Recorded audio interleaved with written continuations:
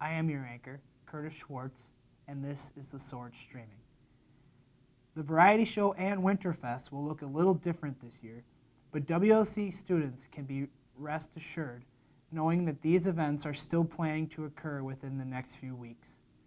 Due to COVID concerns, the Variety Show was pushed from its original date of October 24th to this Saturday, April 24th at 8 p.m. The show will be held in the Rex instead of the Schwann. A stage will be erected on the center court, and students will be able to sit on the bleachers or on chairs set up on the floor in front of the stage. Masks are to be worn by all performers at all times during the show. Acts with 2+ performers will have individuals standing within at least 6 feet from each other. All mics will either be wired with stands, with mics able to be removed from said stands, or handheld wireless mics. All mics will have disposable coverage, which will be put on and taken off by each performer. Sanitizing stations will be available. Performers are able to sit together in close contact groups when they are not performing. These guidelines were provided by WLC's COVID Decision Committee with guidance from the Music and Theater Department. 7 acts that were accepted last semester will be part of this rescheduled show. Winterfest, meanwhile, has been rescheduled from February 13th to Saturday, May 8th. The event will be hosted at the Pavilion at Discovery World with catering provided by Bartolotta's. Regulations for the dance will be determined closer to the date and will be based on ordinances from the City of Milwaukee as well as WLC policies. Much like the Variety Show, all members of the administration and the Warrior Events Board will work together to make the event as safe and as close to normal as possible. Tickets for Winterfest are available now at $20 apiece. A link to register was sent to all students on Monday, April 19th. If the event is canceled or rescheduled for any reason, a full refund will be provided. We may be feeling COVID-19 fatigue, but we are WLC Warriors, says Barb Westness, Director of Student Programming. We need to take care of each other and stay vigilant in following Warriors together.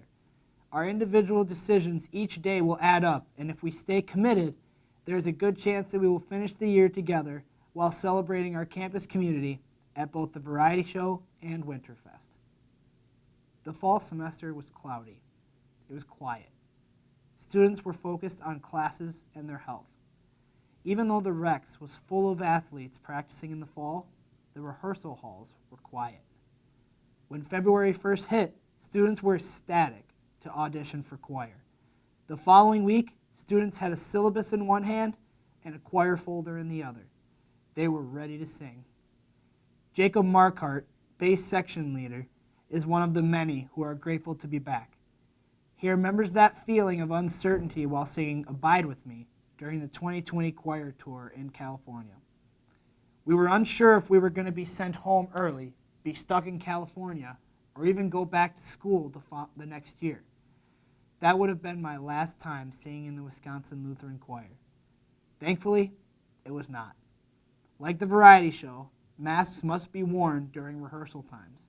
The concert choir has been forced to separate into 4 different groups, but director Dr. James Nowak has worked hard to regulate the meeting of the full chamber choir by adopting weekly rapid COVID tests on Tuesday mornings.